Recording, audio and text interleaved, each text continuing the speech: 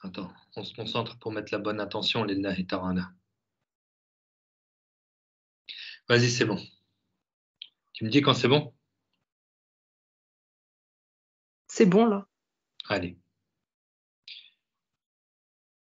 أعوذ بالله من الشيطان الرجيم بسم الله الرحمن الرحيم الحمد لله رب العالمين والصلاة والسلام على سيدنا محمد وعلى آله وصحبه وسلم اللهم علمنا ما جهلنا وذكرنا ما نسينا وزدنا علما ونعوذ بك من حال أهل النار اللهم واجعل نيتنا خالصة لوجهك الكريم. Donc, on reprend dans le cours. À la parole de l'auteur. Oh. Attends, j'ai perdu le livre. Voilà. Ah oui, il est là. Donc,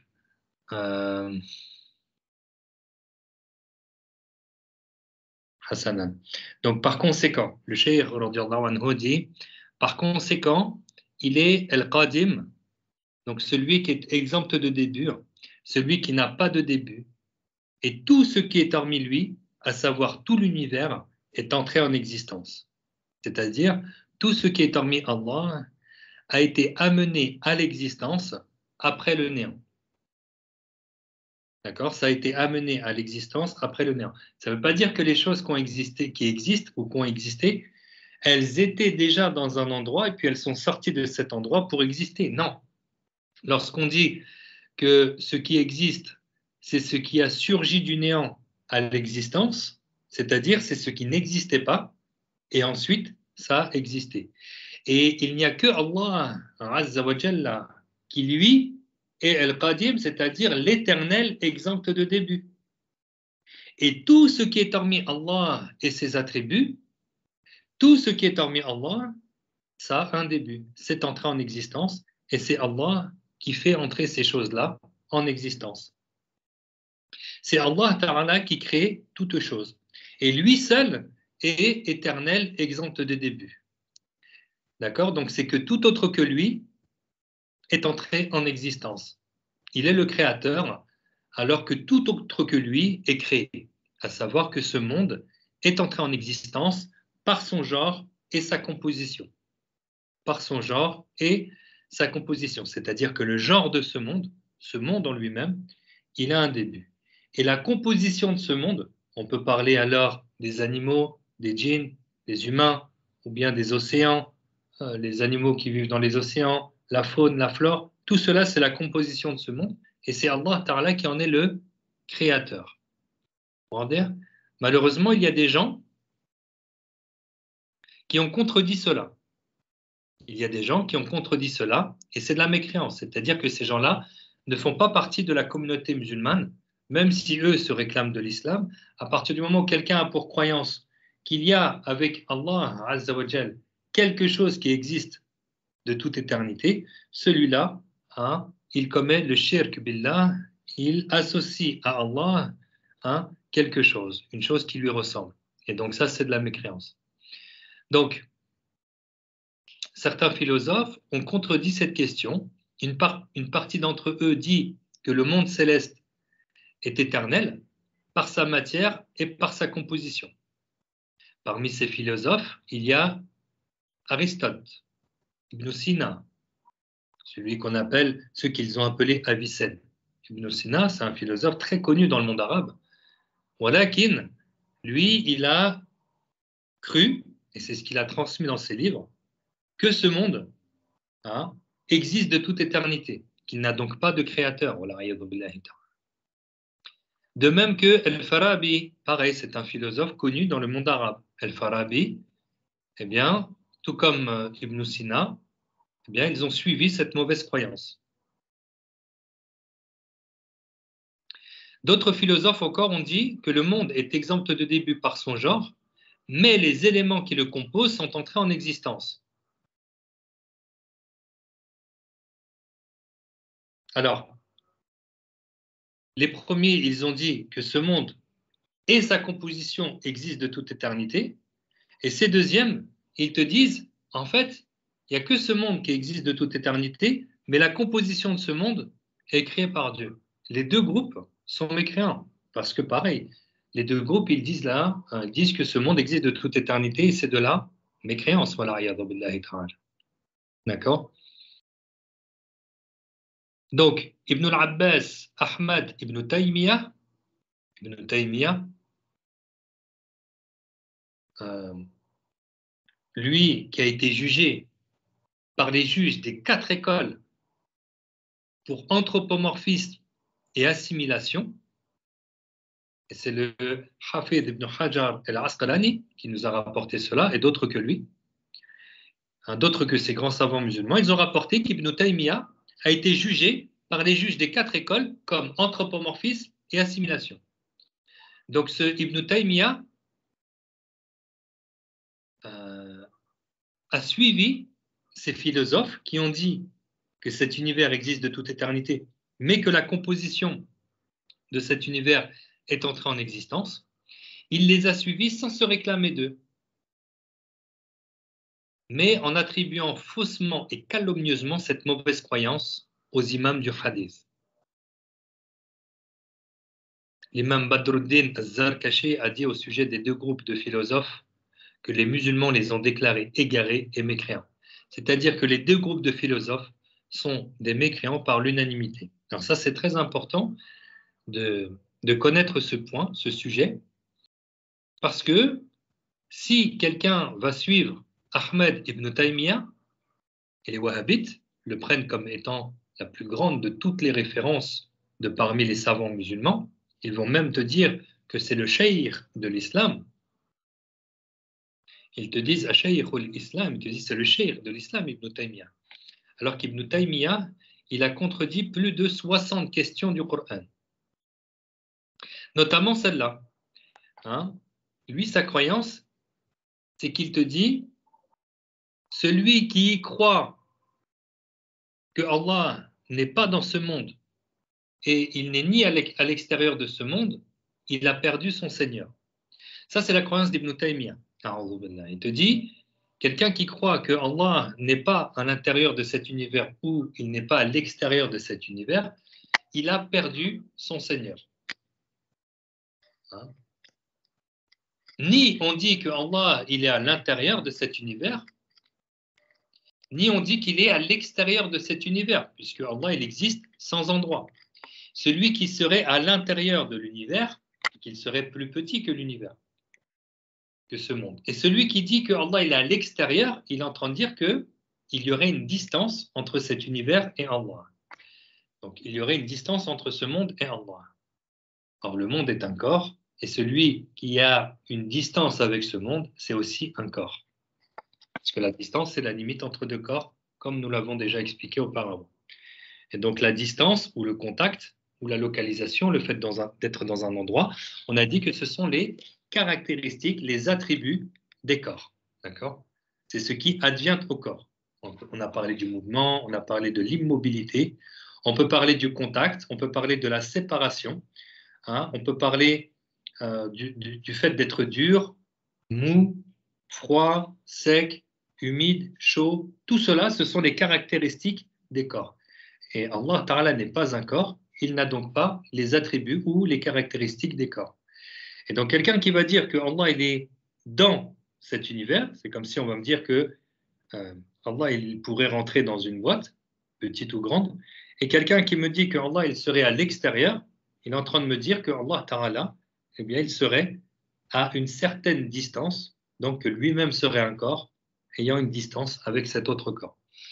Donc, vous voyez la croyance d'Ibn Taymiyyah, c'est pour ça qu'il s'est mis à croire que cet univers, il existe de toute éternité, que le ciel existe de toute éternité, avec Allah Azza wa Jal, et que Allah aurait créé toute la composition de ce monde. Donc, ne tombez pas dans ce piège. Et ça m'est arrivé de débattre avec 4 wahhabites dans une mosquée. Et quand j'ai expliqué, donc j'avais fait un cours et après ils m'ont attrapé après le cours pour me dire voilà, tu as dit ceci, tu as dit cela. En fait, c'était la croyance des Tawhid parce qu'ils ont pour croyance que Allah il est établi sur son trône.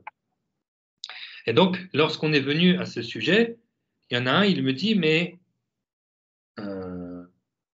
qui t'a dit que Allah n'est pas dans le ciel? Je lui dis, les savants musulmans ont dit que Allah n'est pas dans le ciel, il n'est pas dans sa créature, et Allah nous l'apprend dans le Coran par cette ayah, Laysa kamithlihi shay. Par cette ayah, Qul huwa Allahu ahad. Allah est unique. Celui qui est dans le ciel, il n'est pas unique. Ensuite, il me dit, mais maintenant, est-ce que le ciel n'a pas toujours existé? Donc lui, il avait vraiment la croyance d'Ibn Taymiyyah. Je lui ai dit, celui qui nous a dit que le ciel n'existe pas de toute éternité, c'est le prophète Muhammad sallallahu alayhi wa sallam.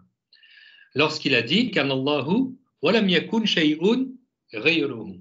Ça, c'est le prophète Muhammad sallallahu alayhi wa sallam qui a dit Allah est de toute éternité et rien d'autre que lui n'est de toute éternité.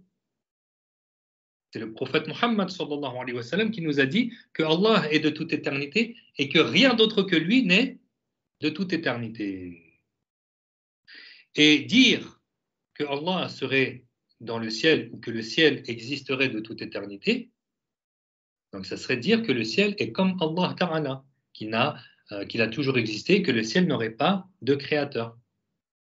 Ça, c'est du shirk billah. Voilà comment j'ai mis fin à ce débat. Les quatre, je ne vous cache pas qu'ils étaient en train de bouillonner. Parce que nous, on ramène des preuves selon la raison et des preuves selon les textes. Donc la parole qu'Anallahu wa la makan, wa huwa al-an ala ma alaykan, ça c'est la parole de l'imam Ali ibn Abi Talib, qui a dit que Allah existe de toute éternité sans endroit et que maintenant il est tel qu'il est de toute éternité, c'est-à-dire sans endroit. Allah ne change pas. Allah a toujours existé, il existe de toute éternité, il est le Qadim, l'éternel, sans endroit, et il est maintenant tel qu'il est de toute éternité, sans endroit. C'est aussi simple que ça. Celui qui est dans un endroit, comme nous l'avons dit, c'est un corps qui occupe un espace vide. C'est un corps qui remplit un espace qui est vide. Allah subhanahu wa ta'ala n'est pas un corps, il ne remplit pas un espace vide. Allah subhanahu wa ta'ala n'est pas dans sa créature, plus petit dans l'endroit, il n'est pas dans sa créature. Non, il existe de toute éternité sans endroit et Allah est maintenant tel qu'il est de toute éternité sans endroit.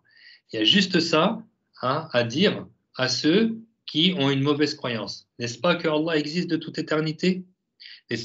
Okay. Qui est le créateur de toutes choses? C'est Allah. Qui est le créateur du temps? C'est Allah. Qui est le créateur des endroits? C'est Allah. Qui est le créateur des 7 cieux et des 7 terres? C'est Allah. Qui est le créateur des anges, des hommes? C'est Allah. Et puisque Allah existe de toute éternité et que toutes ces créatures n'existent pas, il n'a pas besoin de ces créatures. Il n'a pas besoin de tout cela. Allah est de toute éternité, existe de toute éternité, et il est maintenant tel qu'il est de toute éternité, il ne change pas. Que ces créatures, elles existent ou pas, Allah, lui, il existe de toute éternité. D'accord? Et il ne change pas, subhanahu wa ta'ala. C'est aussi simple que ça. Vous rendez?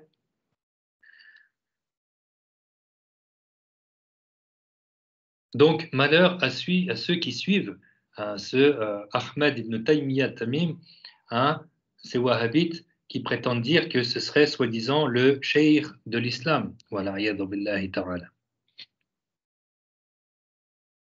Parmi les mécréances d'Ibn Taymiyyah, c'est qu'il a cru, et c'est ce qu'il a propagé, que l'enfer aurait une fin.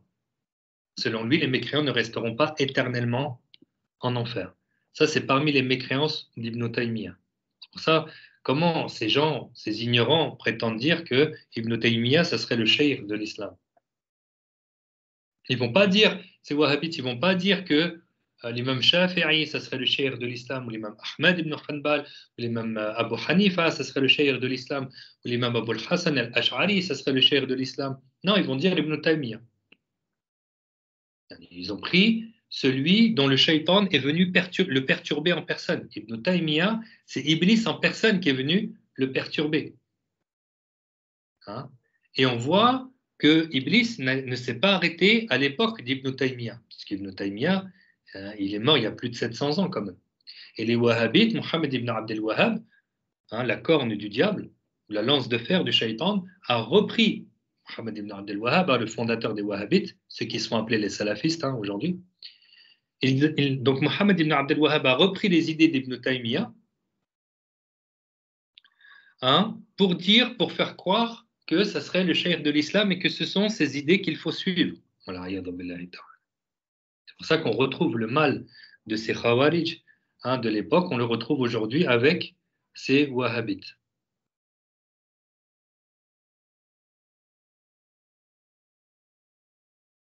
Donc on a compris que Allah Ta'ala, il existe de toute éternité et tout ce qui est hormis Allah Ta'ala, eh bien, c'est entré en existence. Tout autre que Allah a un début. Donc ça s'appelle Al-Hadith. Al-Hadith, c'est ce qui est entré en existence. C'est ce qui est entré en existence. Donc Al-Hadith, c'est ce qui est entré en existence. C'est ce qui n'existait pas et qui par la suite a existé.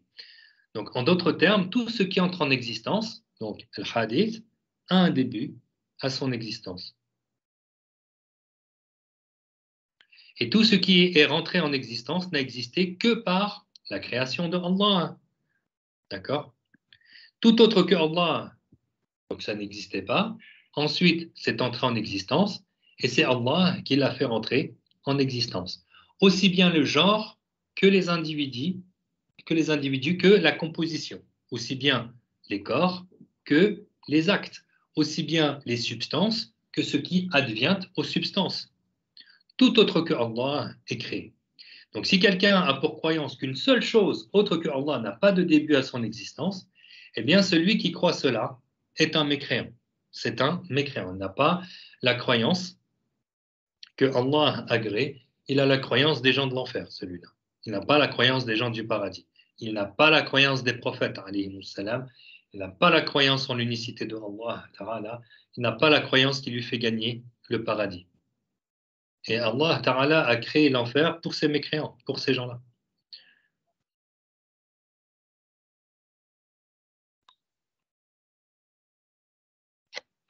Donc, si quelqu'un s'interroge et il se demande, il se dit, mais où est-ce que Ibn Taymiyyah a dit cette mauvaise croyance? Donc, cette mauvaise croyance que ce monde n'a pas de début par son genre, mais qu'il est entré en existence par ses composants, donc Ibn Taymiyyah l'a confirmé dans 5 de ses livres. Minhaju sunnati nabawiyya, muwafaqatu sarih al-ma'qul, li sahih al-manqul. Deuxième livre. Troisième livre. Kitabu Sharh al-Hadith al-Nuzul. Quatrième livre. Kitabu Sharh al-Hadith Imran ibn Hussein. Et cinquième livre. Kitabu Naqdi Maratib al-Ijma'. Voilà. Dans 5 de ces livres, Ibn Taymiyyah a dit que ce monde n'a pas de début par son genre, mais que la composition de ce monde est entrée en existence. D'accord? Juste cette mauvaise croyance suffit à Ibn Taymiyyah pour dire que c'est un gros mécréant, en fait. C'est un grand mécréant. Tu ne peux pas dire c'est le cheikh de l'islam. Ça, c'est la croyance des gens de l'enfer, c'est la croyance des mécréants. Parce que le messager, alayhi wassalam, a dit Allah Ta'ala, seul Allah Ta'ala existe de toute éternité et rien d'autre que lui n'est de toute éternité. Donc ça c'est un sujet qui est très important, qu'il faut connaître, bien maîtriser aussi, pour ne pas tomber dans l'égarement et de transmettre à ceux qui ne savent pas, de les protéger, de tomber dans l'égarement de ces wahhabites qui sont très actifs malheureusement.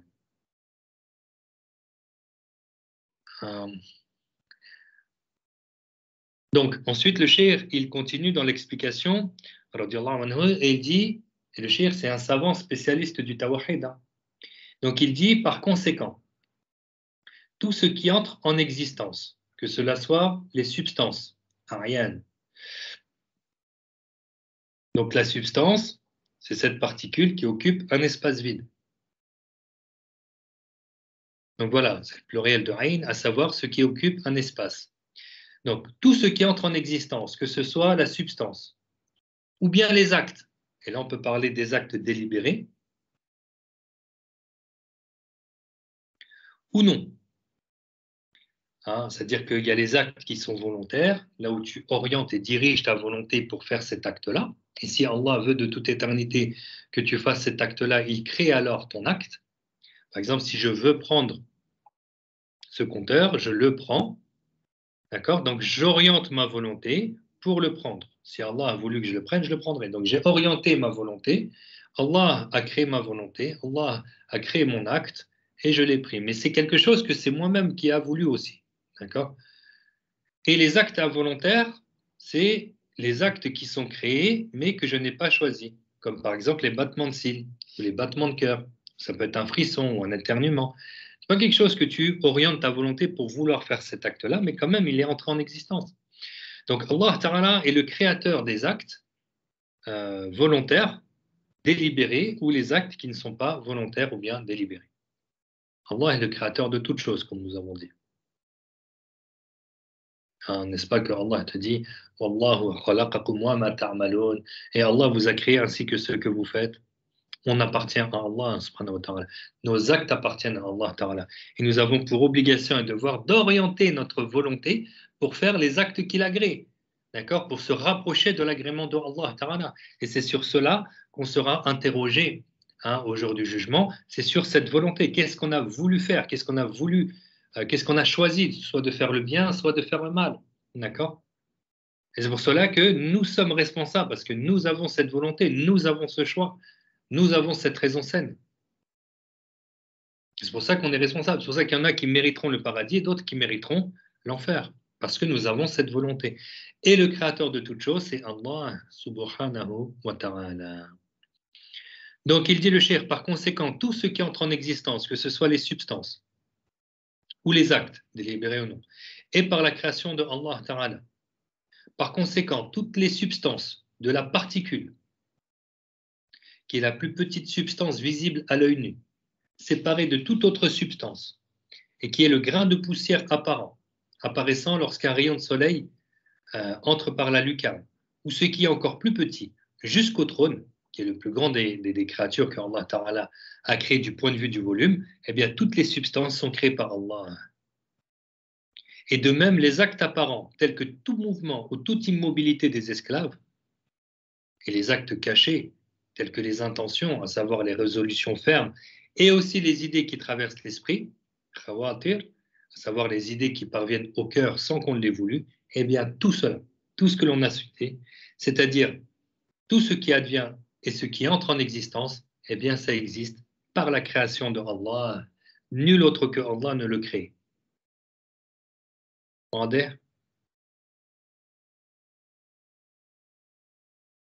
Nul autre que Allah ne le crée, ni la nature, tabi'a, qui est le caractère que Allah accorde aux substances. Donc la nature ici, on va parler des quatre natures. La nature, c'est le chaud, le froid, l'humide et le sec. C'est ce qui caractérise la substance. C'est le caractère que Allah accorde aux substances. Par exemple, la nature du feu, bien c'est la chaleur.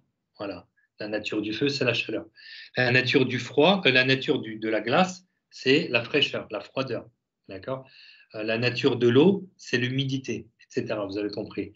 Donc, Allah Ta'ala a créé la nature des choses, et cette nature-là, Tabi'at, n'est pas créatrice de quoi que ce soit. D'accord? Pour preuve, elle n'a pas de volonté. Elle n'a pas de science, elle n'a pas de puissance. Celui qui n'a pas de volonté, de puissance ou de science ne peut absolument rien créer. Donc, n'est-ce pas que Allah subhanahu wa ta'ala dit wa khalaqa kulla shay, c'est-à-dire que il crée toute chose, il est le créateur de toute chose. Ça c'est dans Surat Al-Furqan, verset 2.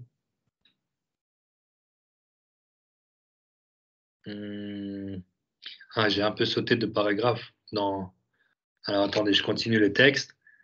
Le cheikh il dit donc existe par la création de Allah, nul autre que Allah ne le crée, comme la nature, tabi'at, qui est le caractère que Allah accorde aux substances, comme le feu, dont la nature est de brûler. Aucune nature donc ne peut ne le créer, ça c'est sûr. Ensuite, les savants, ils parlent de la illa, c'est-à-dire, on va dire que ce serait un agent causal. Mais même l'agent causal ne crée absolument rien du tout. Et l'agent causal, c'est la chose par l'existence de laquelle la conséquence existe. C'est la chose par l'existence de laquelle la conséquence existe. Par exemple, ma montre bouge. Mais pourquoi ma montre bouge? Parce qu'il y a la illa, l'agent causal. Parce que je fais bouger mon bras. Donc, mon bras, c'est la chose par l'existence de laquelle la conséquence existe. C'est quoi la conséquence? C'est que la montre bouge. Pourquoi elle bouge? Ça, c'est la conséquence. Pourquoi elle bouge? Parce que je fais bouger mon bras. D'accord? Mais ni l'agent causal ne va créer quoi que ce soit. Ce n'est pas parce qu'il y a une conséquence que l'agent causal va créer quoi que ce soit. Ce n'est pas parce qu'il y a une conséquence que la illa va créer quoi que ce soit. Non. Et la conséquence est créée par Dieu, et la illa, elle est créée par Dieu, tout simplement. D'accord?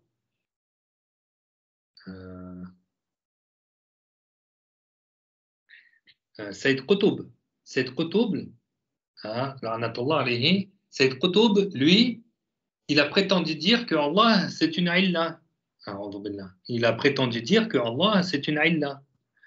Allah est le créateur de la illa, et il est le créateur des conséquences de la illa. On ne va pas dire que Allah, c'est un agent causal. Donc, selon lui, il y aurait quelqu'un qui va créer les actes à Allah. El-Bouti aussi, il a dit, El-Bouti, un soi-disant savant, qui il est mort il n'y a pas très longtemps, lui aussi. El-Bouti a dit aussi, c'était un prétendu savant de la Syrie, il a prétendu dire aussi que Allah, c'était une illa. Ça, je vous donne ces petites informations pour votre culture générale. Ne croyez pas, il ne faut surtout pas dire ou croire que Allah c'est une illa. Et il ne faut pas, surtout pas dire ou croire que la illa est créatrice de quoi que ce soit, tout comme la nature ne crée absolument rien. Et le cheikh, radiallahu anhu, il nous en parle dans son livre. Donc s'il nous en parle dans son livre, c'est qu'il y a une importance énorme à connaître ce sujet, puisque ce livre parle de la connaissance indispensable que chaque musulman doit connaître. Donc le musulman doit connaître ces sujets-là. Allah Ta'ala est le créateur de toutes choses. Il n'y a rien d'autre que Allah qui crée quoi que ce soit, ni la nature, ni la illa, l'agent causal. D'accord?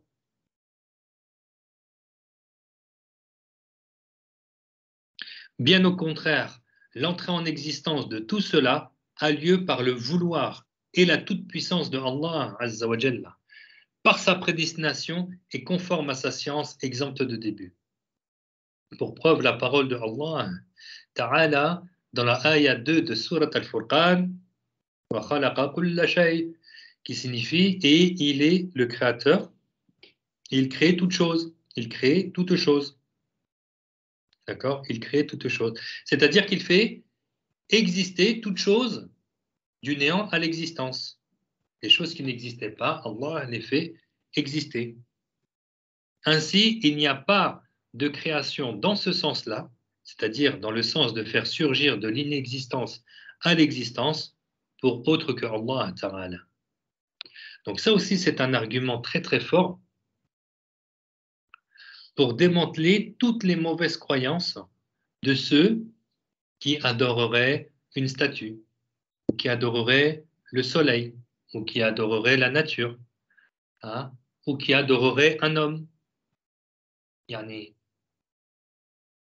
tu lui dis, celui qui mérite l'adoration, donc l'extrême limite de la crainte et de la soumission, celui qui mérite l'adoration, c'est celui qui a l'ilahiyya, c'est celui qui a la divinité. Celui qui mérite l'adoration, c'est celui qui a la divinité. Et celui qui a la divinité, c'est celui qui a la capacité de créer, donc de faire exister ce qui n'existait pas. Et il a la capacité d'anéantir. C'est lui le créateur, c'est lui qui a la divinité, c'est lui le Dieu. C'est lui qui mérite l'adoration. C'est pour lui que l'on s'humilie. d'une humiliation extrême. C'est pour celui qui a la divinité. Alors si on a compris la divinité, c'est d'avoir la capacité de créer et c'est d'avoir la capacité d'anéantir, est-ce qu'une statue, elle peut créer? Ni volonté, ni science, ni puissance, elle ne peut faire rien, absolument rien, elle ne peut même pas parler, cette statue. Est-ce qu'un homme, il peut créer? Et non, il ne peut pas faire surgir du néant l'existence. Il peut, à partir des éléments qui existent déjà, fabriquer, reconstruire, rénover. D'accord? Mais il ne peut pas créer. Il ne peut pas créer. Hein?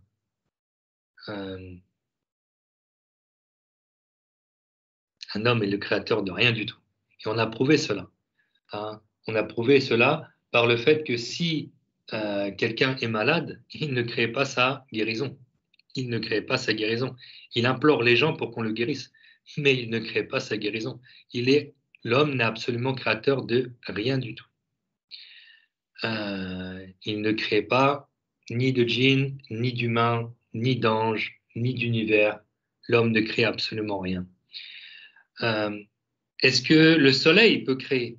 Non. Le soleil, il a une nature qui est la chaleur et la lumière, mais il ne fait absolument rien surgir du néant à l'existence. Est-ce que le feu peut créer? Non. Vous avez compris. C'est-à-dire tous ceux qui adorent autre que Allah Ta'ala, tu lui dis, mais ce que tu adores, ça n'a pas la divinité. Ça n'a pas la capacité de créer et d'anéantir. Donc ça ne mérite pas d'être adoré. Ça, encore une fois, notez-le, c'est un point qui est très important. Allah est celui qui a l'ilahiyya, c'est-à-dire la divinité. Celui qui a la divinité, c'est celui qui a la capacité de créer, donc de faire exister ce qui n'existait pas, donc de faire surgir du néant à l'existence, et il a la capacité d'anéantir. C'est lui le Dieu qui mérite d'être adoré. Vous retrouvez cette définition dans Aqidatut Tahawiyya, d'accord, dans le traité de croyance de l'imam Abu Ja'far al-Tahawi ibn Salama, on en a parlé hier.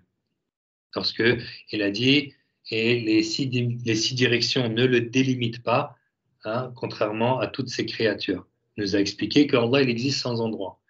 Et cette définition de Al-Ilahiyya, que Allah, il est celui qui a Al-Ilahiyya, ça vient avant dans son livre.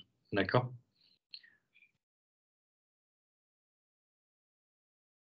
Donc, Allah Ta'ala est bien le créateur de toutes choses. Donc, tout ce qui entre en existence, c'est-à-dire tout ce qui existe après n'avoir pas existé, que ce soit des substances, c'est-à-dire les corps, et les choses de cet ordre, les actes, les intentions, les idées qui traversent l'esprit, tout cela existe par la création de Allah Ta'ala. Les actes volontaires des esclaves sont concernés par la création de Allah, tout comme les actes involontaires. Et pourtant, c'est tellement évident pour nous, les sunnites, c'est tellement évident cette croyance. Et pourtant, les Mu'tazila ont pourtant contredit à ce sujet concernant les actes volontaires des esclaves. Ils ont prétendu que l'esclave est le créateur de ces actes volontaires.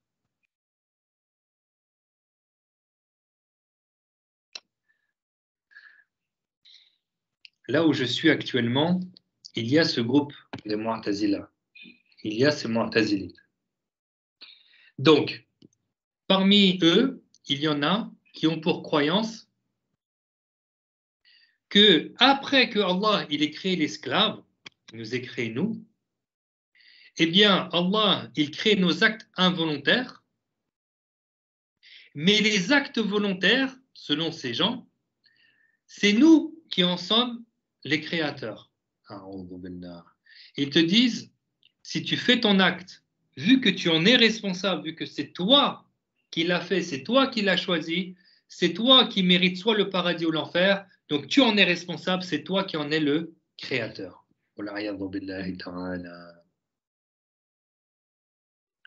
Donc qu'est-ce qu'ils sont en train de dire en fait? Déjà qu'il y a des milliards de créateurs, et ils sont en train de dire qu'il y a des choses qui se passent sans que ce soit par le vouloir de Allah Azza wa Jal, sans que ce soit Allah qui en ait voulu ainsi. Il te dit, si tu as fait un mal, c'est pas Allah qui t'a créé ce mal, c'est toi qui l'as fait. C'est toi qui as désobéi, c'est toi qui as créé ce mal. C'est grave. C'est très très grave comme mauvaise croyance. C'est très très très grave. Allah est le créateur des esclaves, il est le créateur de leurs actes. Que ce soit des actes de bien ou des actes de mal, le seul créateur, c'est Allah Azza wa Jal. Allah te donne la capacité, hein, soit de lui obéir, soit de lui désobéir. C'est Allah Ta'ala qui donne la capacité à ses créatures de faire son acte. Et si ce n'était pas par Allah, on n'existerait pas. On n'aurait aucun acte, on n'existerait pas. Allah Ta'ala est le créateur de toutes choses. Donc vous voyez, cette croyance que Allah est le créateur de toutes choses, des actes volontaires et involontaires, c'est évident pour nous. Le seul créateur, c'est Allah Azza wa Jal. Pourtant, il y a les Mu'tazilites, hein, ces Mu'tazila, qui vont te dire, ah ben non, une fois que Allah t'a créé, il te crée tes actes involontaires, mais tes actes volontaires, selon eux, c'est toi qui en es le créateur. C'est pas Allah, ils te disent clairement, c'est pas Allah qui a voulu que tu fasses ce mal, c'est toi qui as voulu que ce mal se fasse. Ça, c'est les Mu'tazilites. De l'autre côté, tu as un autre groupe qui est parti à l'extrême des Mu'tazilites, les Jabariyya. Eux, ils te disent que toi, tu n'as aucun choix en fait, tu n'as aucune volonté. Ils te disent, puisque c'est Allah le créateur de toutes choses, du bien et du mal, donc toi, tu n'as pas de choix, tu n'as pas de volonté. Tu n'as pas de volonté, tu n'as pas de choix. Ils te disent, tu es comme cette feuille qui tombe d'un arbre en fait. C'est comme s'ils te disaient, tu es comme cette feuille qui tombe d'un arbre. Si le vent souffle à droite, la feuille, elle va à droite. Si le vent souffle à gauche, la feuille, elle va à gauche. D'accord? Il te dit, puisque c'est Allah le créateur de toutes choses, donc tu n'es pas responsable de ce que tu fais. A'udhu billah. C'est de la mécréance. Parce que qu'est-ce qu'ils sont en train de dire alors par cela? Ils sont en train de dire que toi, tu n'aurais pas de volonté, soi-disant. Tu n'aurais pas de choix. Donc ils sont en train de dire que celui qui sera mis en enfer, il sera mis en enfer injustement, sans que ce soit par les choix, les actes qu'il aura voulu faire. D'accord? Selon eux, ils te disent que tu as fait un acte qui n'est pas de ton propre choix, et par cet acte-là, tu mérites l'enfer, donc tu iras en enfer, mais sans que tu en aies responsable, sans que tu en aies, voilà, le responsable. Donc, qu'est-ce qu'ils sont en train de dire? Que Allah serait injuste? D'accord.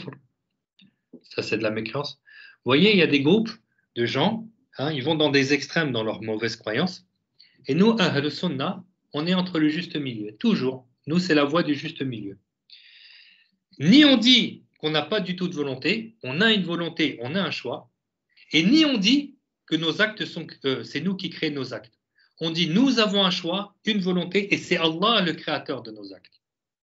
C'est Allah qui crée notre volonté, c'est Allah qui crée nos actes.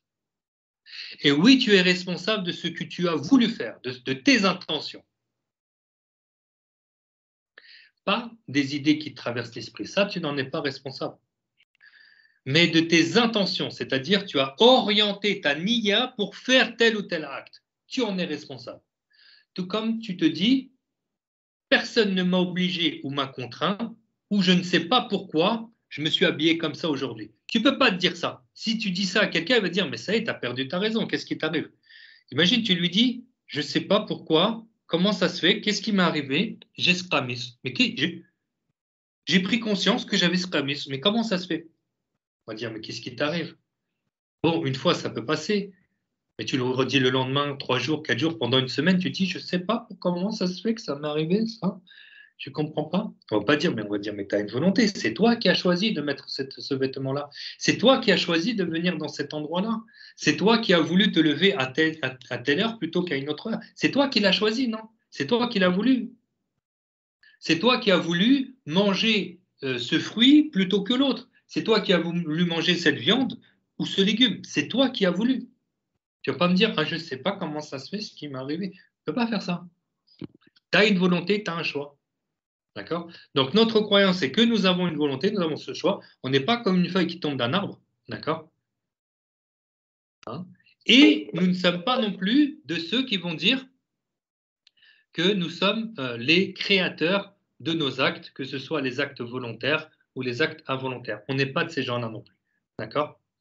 On est de ceux qui ont pour croyance que nous avons cette volonté et que Allah est le créateur de toutes choses. Est-ce que c'est clair pour tout le monde? Est-ce que c'est clair pour tout le monde avant que je continue? Le temps, il passe tellement vite, subhanallah. Oui, alhamdoulilah. Alhamdulillah. Slama, oui.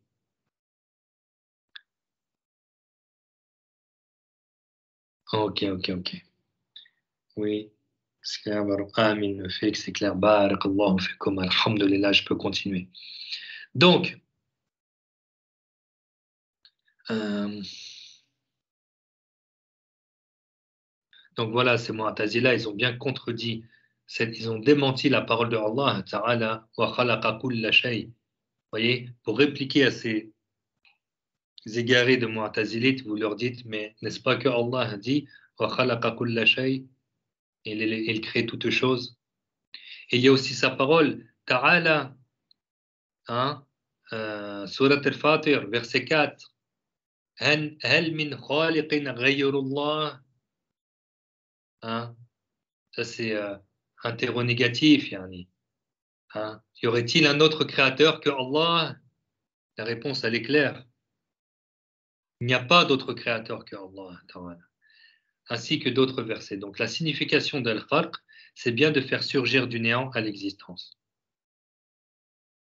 Et le mot shay, dans ce contexte, englobe tout ce qui est entré en existence, c'est-à-dire que Allah est le créateur de tout ce qui entre en existence. Parce qu'il y en a qui vont jouer les malins. Il faut savoir que le mot shay, c'est ce qui existe. Le mot shay, c'est ce qui existe. D'accord? Et quand Allah dit Allah Ta'ala est le créateur, hein, de tout ce qui est hormis lui et ses attributs. Parce qu'on dit que Allah c'est un être qui existe. D'accord? Et Allah est le créateur de tout ce qui est hormis lui et ses attributs, c'est-à-dire tout ce qui entre en existence. D'accord? C'est pour cela que le shir il insiste et il dit, c'est-à-dire que Allah est le créateur de tout ce qui entre en existence. Ok? De plus, il n'est pas valable selon la raison que la nature soit créatrice de quoi que ce soit. En effet, la nature n'a ni volonté, ni vouloir, ni choix. Hein? Si quelqu'un veut fabriquer un téléphone, il a besoin d'une connaissance, il a besoin d'un savoir, d'une science pour fabriquer ce téléphone. Il a besoin d'une volonté. S'il n'a pas de volonté à faire ce téléphone, il ne fera jamais ce téléphone.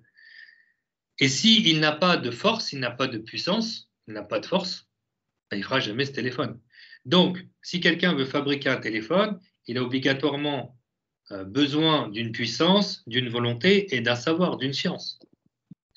Allah, subhanahu wa ta'ala, qui lui est le créateur de toutes choses, il a obligatoirement pour attribut la toute-puissance, la volonté et la science. Maintenant, qu'est-ce qu'on a dit tout à l'heure? Est-ce que la nature, elle a une volonté? Est-ce qu'elle a une science? Est-ce qu'elle a une force, une puissance?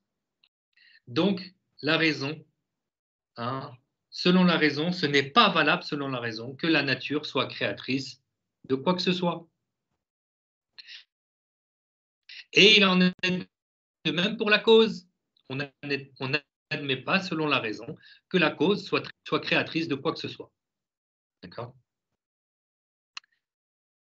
Donc, pour revenir à le cher Y, il continue dans son explication, il te dit si tu orientes ta volonté pour vouloir faire quelque chose.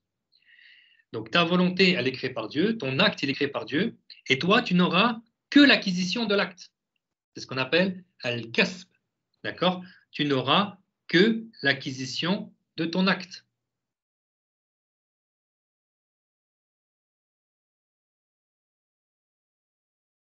Si on revient dans le Qawlu Jalil, qu'est-ce qu'il dit le cheikh sur ce sujet?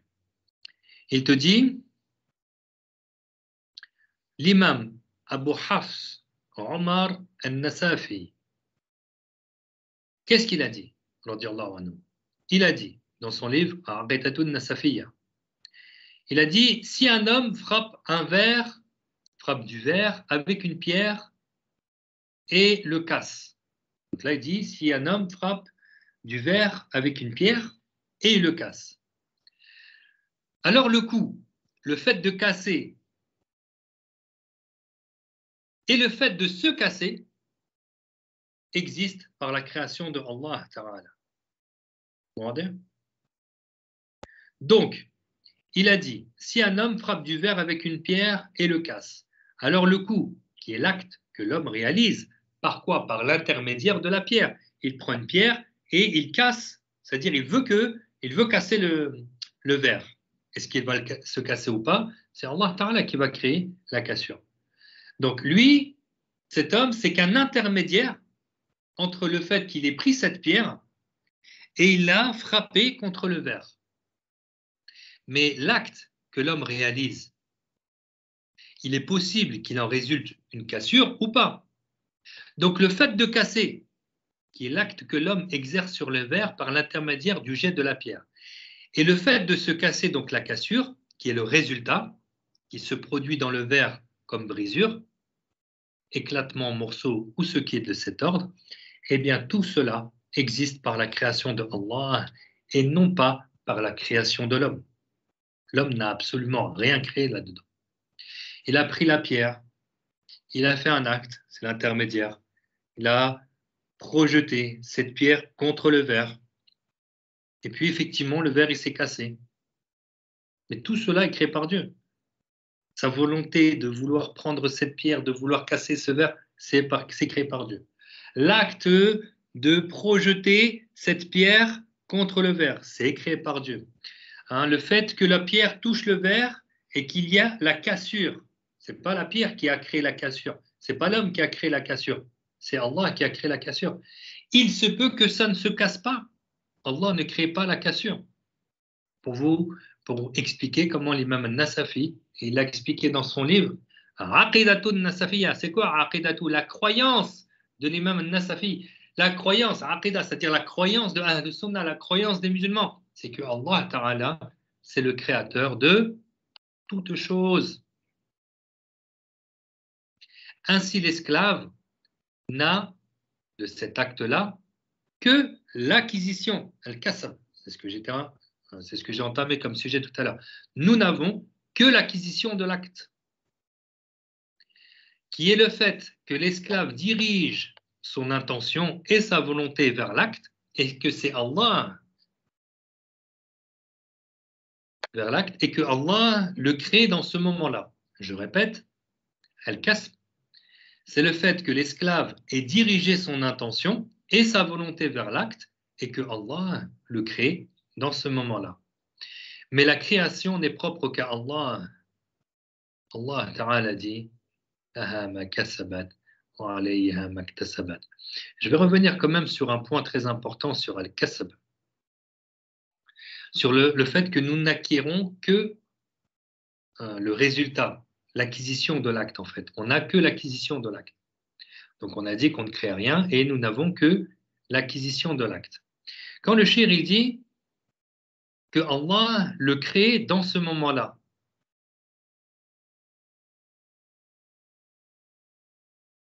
attention, c'est pas parce qu'une créature entre en existence, donc cette nouvelle créature, elle est entrée en existence, que Allah serait devenu créateur. Attention, Allah Ta'ala ne change pas. C'est pas parce que l'eau est entrée en existence que Allah est devenu créateur. Non, non. Allah est le créateur et ce de toute éternité. D'accord? C'est-à-dire que, c'est pour ça qu'on dit que Allah Ta'ala est unique par ses actes. Je vous demande juste quelques minutes d'attention. Soyez bien attentifs sur ce que je veux dire. Allah Ta'ala est le créateur. Donc, l'acte de Allah Ta'ala de créer, est éternel, exempt de début. On a dit, tous ces attributs sont éternels, exempts de début. Et Allah ne change pas. Il n'y a pas une nouvelle chose qui advient à Allah Ta'ala. Il n'y a pas un nouvel attribut. Sinon, ça impliquerait que l'être de Allah lui-même serait entré en existence. Ça impliquerait qu'il y a quelqu'un qui crée en Allah quelque chose, que quelqu'un aurait créé Allah, que quelqu'un crée les actes de Allah Ta'ala ou crée ses attributs. Ça signifierait aussi que Allah Ta'ala aurait des créatures. D'accord, qui seraient liées à son être. Voilà, donc, l'acte de Allah Ta'ala, il est bien éternel, exempt de début. Et le résultat de son acte, ce qui résulte de l'acte de Allah, c'est ce qui entre en existence au moment où Allah en a voulu l'entrer en existence de toute éternité. Allah est le créateur et ce de toute éternité. Et le résultat de son acte, c'est ce qui est entré en existence, donc c'est ce qui a existé dans le temps, dans le moment, dans le temps où Allah a voulu que ça existe. Donc ça entre en existence à ce moment-là. À ce moment-là, à ce moment où Allah en a voulu l'entrer en existence, et ce de toute éternité. Encore une fois, j'ai envie de dire, c'est aussi simple que ça. C'est pas parce que l'eau est entrée en existence que Allah est devenu créateur. C'est pas parce qu'on a un nouvel acte que Allah est devenu nouveau créateur de cet acte-là. Non! Allah est le créateur et ce de toute éternité. L'acte de Allah, Ta'ala, il est éternel, exempt de début. Et ce qui résulte de son acte, c'est ce qui est entré en existence au moment, à l'instant où Allah en a voulu entrer en existence. C'est ça la signification de la parole de l'auteur quand il dit « Et Allah le crée dans ce moment-là », c'est-à-dire la chose apparaît, existe, dans le moment où Allah en a voulu l'entrer en existence. Lui qui a voulu cela de toute éternité, lui qui est le créateur de toute éternité. C'est à ce moment-là qu'il a voulu que ton acte existe. Et donc toi, tu n'as que l'acquisition de l'acte. Tu n'as que l'acquisition de l'acte et tu n'es absolument créateur de rien du tout. Vous voyez que le Mu'tazila, il a besoin de s'asseoir avec nous pour prendre des cours, pour qu'il entende tout ça. Et est-ce que son cerveau va l'accepter, tout ça, Déjà, est-ce que son cerveau va le comprendre et est-ce que son cœur va l'accepter? Subhanallah, c'est vraiment la croyance de Ahl Sunnah wal Jama'a, la croyance des prophètes, elle est simple, elle est claire, elle est vraiment très très claire. Et elle est facile. Mais non, il faut qu'il y ait des gens qui prennent des ayats du Coran, qui essayent de les comprendre à leur manière, pour pouvoir, pour en faire des nouvelles croyances. Non, non, non, non. On se réfère aux savants sunnites de Ahl Sunnah et les anciens savants, pas les charlatans d'aujourd'hui. D'accord? Donc faites attention à ça aussi. Voilà la croyance correcte. Vous voyez, on a dit qu'on prenait le livre d'un savant, qui ce savant-là, Cheikh Abdullah Shaybi al-Abdari al-Harari, a repris ce livre d'un autre grand savant. Ce grand savant-là, Abdullah ibn Hussein ibn Tahir, a repris son livre d'un autre grand savant, jusqu'à prendre le livre de l'imam Shafi'i. Et cette croyance-là, ce qu'on est en train de citer, c'est ce qui se retransmet depuis 13 siècles. 80, 150 de l'Hégire, 150 de l'Hégire, de l'Hégire. L'imam Shafi'i, il est né en 150 de l'Hégire. Il est mort en 2 de l'Hégire. D'accord? Donc depuis 13 siècles, plus de 1300 ans, cette croyance, elle est retransmise. Nous l'avons et nous allons la retransmettre aux gens. Ne laissez pas les égarés, retransmettre leurs mauvaises croyances à travers leurs livres, leur site internet, à parler aux gens. D'accord? S'ils le font, nous aussi on est là pour retransmettre Ahlus Sunnah wal Jama'a, la croyance correcte. Allah Ta'ala, il est le créateur. Et il n'y a pas d'autre créateur, il n'y a pas un créateur autre que lui. D'accord? C'est d'avoir la capacité de créer et d'anéantir, c'est d'avoir donc la divinité. Il n'y a pas autre que Allah, ni la nature, ni les causes, ni quoi que ce soit ne crée. Même l'homme ne crée pas. L'homme n'a que l'acquisition de son propre acte. Et c'est pour ça que Allah dit Laha ma kasabat wa alayha ma iktasabat. Laha ma kasabat. C'est-à-dire que la personne, elle a en sa faveur le bien qu'elle a acquis. Le bien qu'elle a acquis. C'est pas qu'elle a créé, c'est le bien qu'elle a acquis. Donc elle s'est engagée. Allah Ta'ala te dit Laha ma kasabat, c'est-à-dire que la personne, elle a en sa faveur le bien qu'elle a acquis. elle a en sa faveur le bien qu'elle a acquis. C'est-à-dire qu'elle a orienté sa volonté pour faire le bien, et donc elle va acquérir le bien de ce qu'elle a voulu faire, en fait. Laha ma kasabat wa alayha ma iktasabat. C'est-à-dire, et contre elle, le mal qu'elle a acquis.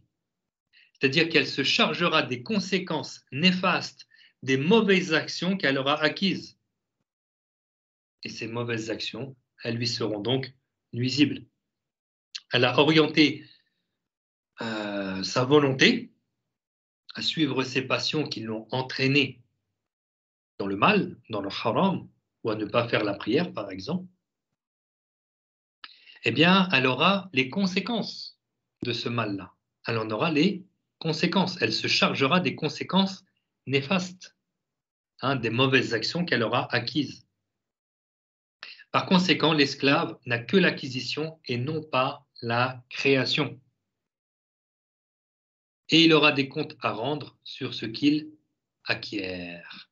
Il aura des comptes à rendre sur ce qu'il acquiert. C'est-à-dire, c'est sur ça qu'on va rendre compte sur qu'est-ce qu'on a voulu faire. Et donc, si on a voulu faire un bien, la personne elle aura en sa faveur le bien qu'elle aura acquis. N'est-ce pas que Allah te dit فَمَنْ يَعْمَلْ مِثْقَالَ ذَرَّةٍ خَيْرًا يَرَهُ وَمَنْ يَعْمَلْ مِثْقَالَ ذَرَّةٍ شَرًّا يَرَهُ.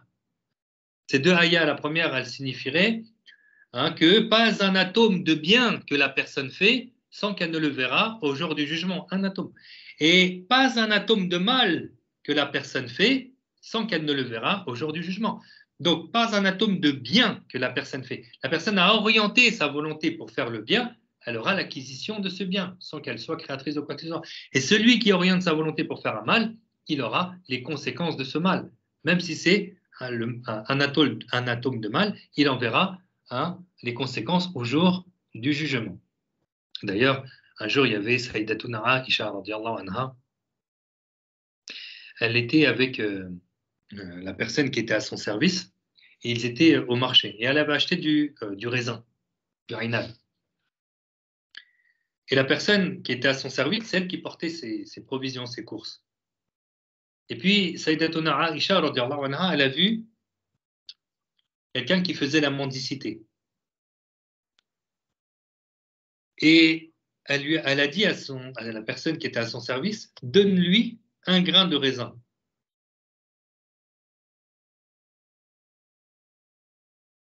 Un grain de raisin.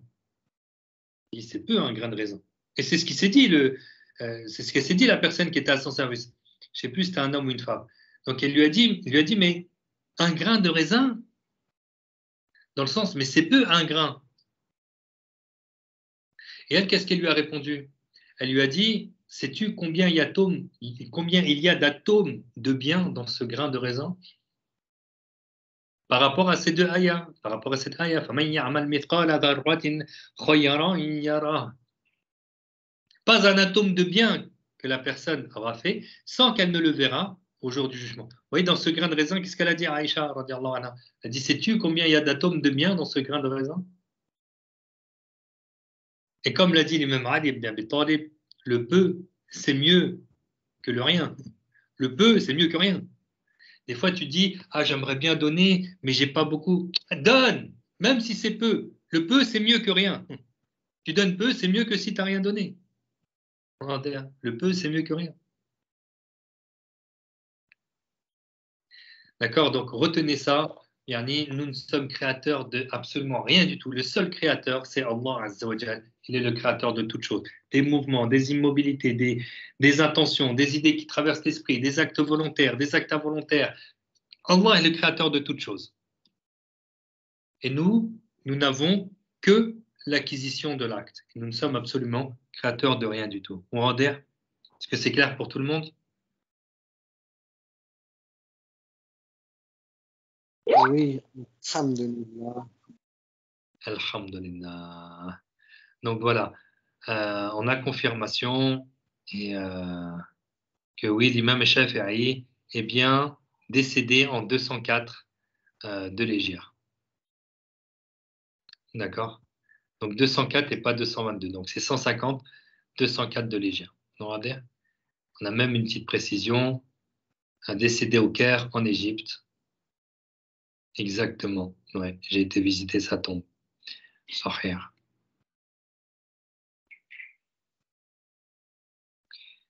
Bon, si tout est clair pour le sujet, alhamdulillah. Barakallahu fikum. Inch'Allah, je vous propose de réviser jusqu'au prochain cours. Et ça serait bien de mémoriser.